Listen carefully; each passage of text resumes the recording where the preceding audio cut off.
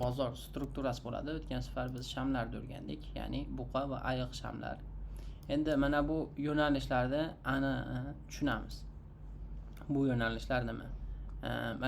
Mana bu joyda biz aytgandik, esingizda bo'lsa, analiz qilgandik. Mana bu joyda zaiflik bor, oylikda yutib yuborgan. Mana bunda ham ayiq shamini yuta olmagan. Mana o'tgan darslarimiz tasdig'i. Undan keyin bozor nima bo'lyapti? 72 mingdan bemalol 57 minggacha tushib ketib qolyapti. Bu faqatgina birgina katta time frame'dagi shamlarni ko'rishlik bilan. Shamlar zaifmi? Demak, bozorda oqish bor. Bozor qaytishligi uchun yana bizga mana shunaqa kuchli shamlar kerak bo'ladi. Faqat unaqa shamlar ko'rmadingmi, demak bozorga kirishda ma'no yo'q. Xo'p. Endi ko'rib turgan bo'lsanglar, faqatgina shamlar bilan emas, yo'nalishlar bilan nimalarni tushunishimiz mumkin. Bozor qaysi tarafga qarab ketayotganligini. Misol aytaylik.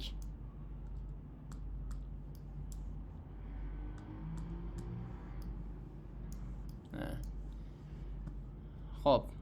Ana bunday biz nimalarni tushundik? Buqalar bilan ayiqlarni tushundik. Buqalar oluvchilar, ayiqlar sotuvchilar.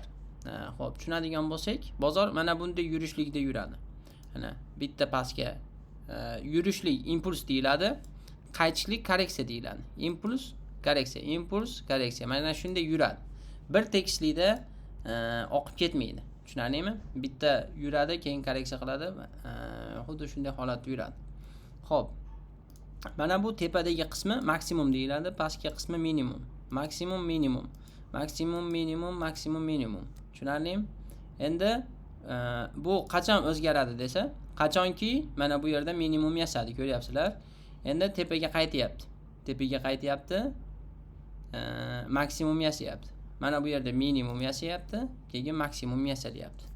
Ko'rayotgan bo'lsanglar, bozorda yo'nalishi mana bu pastki ayiqlar nima edi? Trend edi. Ayiqlar tushishidi. Mana bu yerda maksimum, minimumlar. Endi ko'ryapmizki, matdagi maksimum bu yerda yasaldi.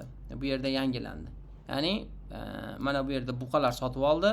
Bu yerda uje yo'nalishni buqalar sindirdi. Mana bu yerda uje nima qildi? Struktura sindi.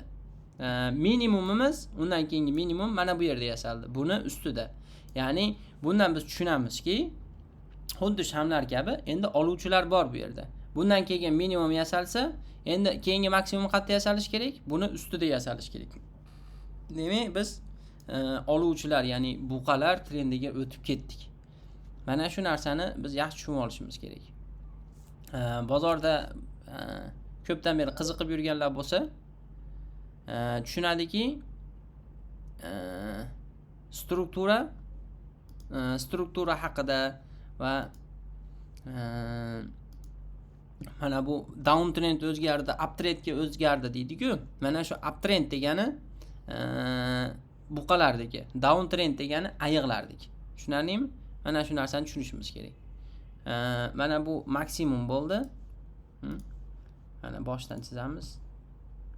Tushib kelyapti bozor, maksimum, minimum, maksimum, minimum, maksimum, minimum bo'lib tushib kelyapti bozor. Ana xuddi shunday holatda tushdi. Endi bizga nima kerak? Bozorga kirishligimiz uchun bizga bozorga yo'nalish o'zgarishi kerak. Chunki biz tepaga narx o'sishiga ishlaymiz. Mana bu yerda minimum yasadi, bu yerda maksimum yasadi. Ko'rayotgan bo'lsanglar, bu maksimum bu yerda yasaldi. Ya'ni kuch oluvchilarga o'tdi. Endi biz nima kutishimiz kerak? Tasdiq kutishimiz kerak. Tasdiq qayerda bo'ladi? Mana bu yerda bo'ladi.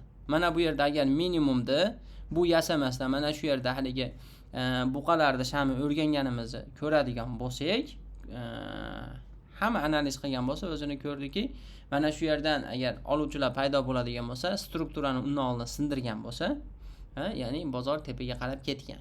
Buni endi yangilashligiga qo'yamiz, undan keyin yana bu yerda sotamiz, yana pastga tushadi, korreksiya qiladi. Yana olamiz, yana tepada xuddi shunday qilib sotib yuraveramiz. Qachonga desa, qachonga shunaqa qilib yuramiz desa, qachonki mana bu minimumni ostida yasab qo'ymaguncha. Hozir bu minimumni bu tarafida yasasaki, nima bo'ladi? Maksimumni bu yerda yasaydi. Undan keyin nima bo'ladi? Yana minimum yasalib turib, yana bizning trendimiz pastga qarab o'zgarib ketadi. Tushunarlimi? Bozorda yo'nalishi shundan iborat. Xo'p, Bitcoin'da 4 soatlikda ko'ramiz. Bitcoin'da 4 soatlikda ko'ramiz. Mana oq ekanligini ko'rishimiz mumkin. Bozordagi chartdagi nimada ko'rishimiz mumkin. Qaranglar. Chartdagi holat maksimum, to'g'rimi? Mana bu yerda impuls tugadi. To'g'rimi? Bitta uzun tushishlik mana bu impuls deyiladi. Mana marda minimumni yasadi. Endi bu yoqqa nima qilyapti? Korreksiya qilyapti. Mana yana bitta nima bor? Minimum bor. Bitta trend yasadi o'sha, down trend.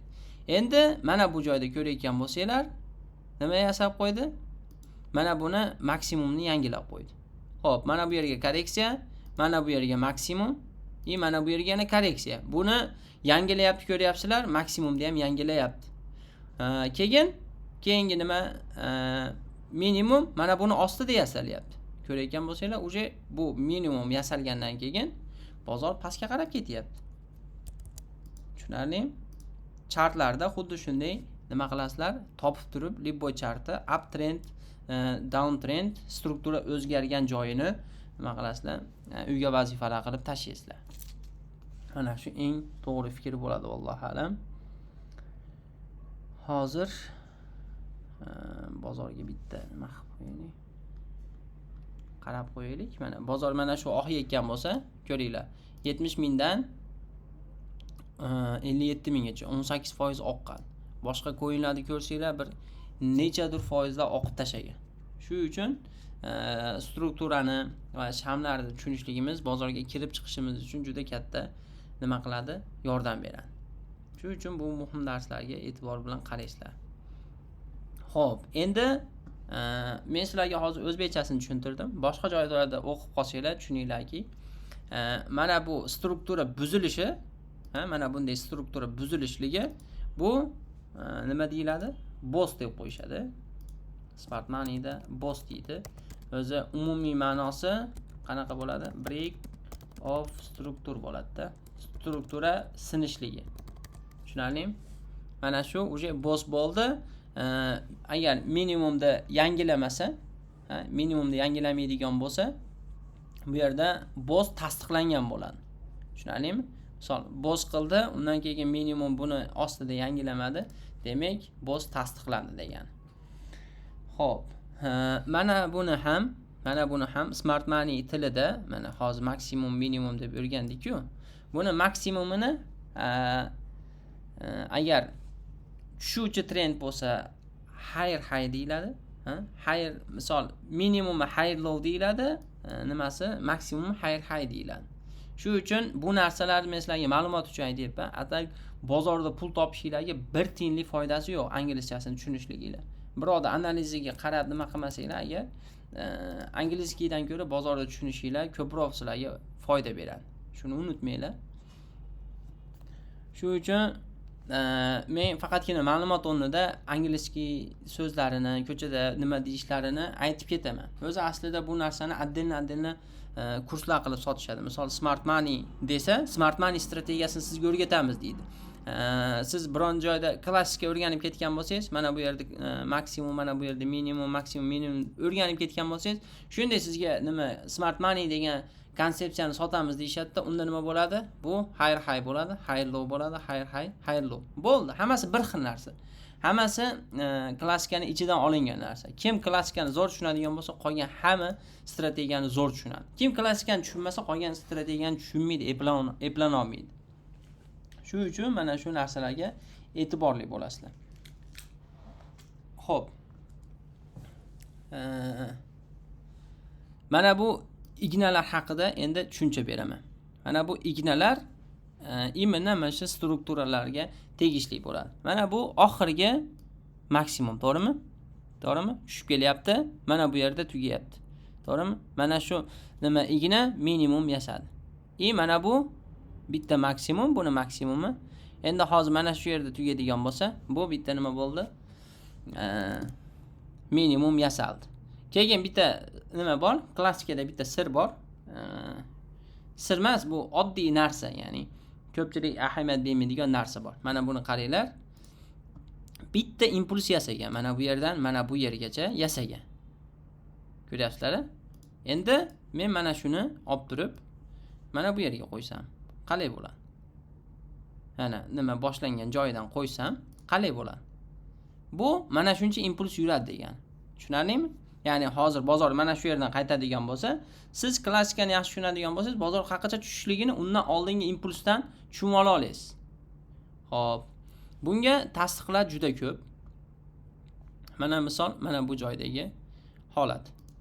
Mana bu joyda bitta impuls qilyapti. Ana shuni mana bu yerdan hisoblasangiz ham, mana bu yerdan hisoblasangiz, yarmigacha boryapti. Mana yarmini hozir men nima qilmay qo'ying, yarmigacha boryapti. Mana bu yergacha.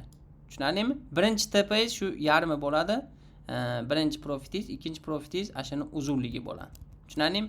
Agar yarmidan qaytmaydigan bo'lsa, bo'ldi. Bu oxirigacha oqat degan narsani sizlar tushunib olishinglar kerak. Juda oddiy narsa. Misol 4 soatlikda turibdi. Impuls tushunib olgan bo'lsanglar, korreksiyani tushunib olgan bo'lsanglar, impulsni ajratinglar mana. Nima? Ignasi. Bitta impuls mana. Impuls. Mana bu yerda yana bitta impuls bor.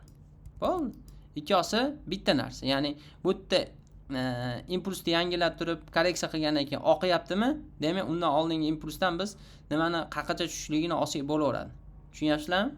Juda oddiy narsa. Bu shunchaki nima deydi? E'tiborlilar uchun eng katta foyda. Tepaga yurishligida, pastga tushishligida ham misol yarmigacha dedim-ku. Mana bu yerdan yarmigacha dedim mana. Mana bu yerdan yarmigacha dedim. Impuls mana. Bunday bo'lsa, yarmigacha. Yarmi mana shu yermi? Ko'rayotgan bo'lsanglar, yarmida bitta ostanovka bor. Ostanovka bor. Keyin u yerda ushlab qola olmagan. Ana biz o'rgangan nimalar bor buning ichida? Bolg'a shamlari bor. Lekin ushlab qola olmagan. Mana bu sham o'sha oqishligini, dakansa oqib berishligini, ya'ni yarmidan emas, oxirigacha oqib berishligini bu sham tushuntirib bergan bizga. Tushunarlimi? Shu narsalarga e'tibor berasizlar. Xo'p. Mana hozir umumiy nimani ochaman? Kunlik time frame da ochaman. O'zingizlar ko'ringlar, biz qanaqa trenddamiz hozir? Up trenddami, down trenddami? Ko'ringlar mana qanaqa trenddamiz. Biz mana bu joydan boshlab up trendga o'zgarganmiz. Mana bu yerda minimum, maksimum deb olaylik. Maksimum katta nimada? Katta time frame da. Mana minimum, maksimum, minimum yana yasadi. Yana endi mana bu joyda nima bor? Mana bu joyda bizda trend sinishligi bor. Boz. To'g'rimi? Boz hosil bo'ldi. Mana bu joyda bizga trend buzildi.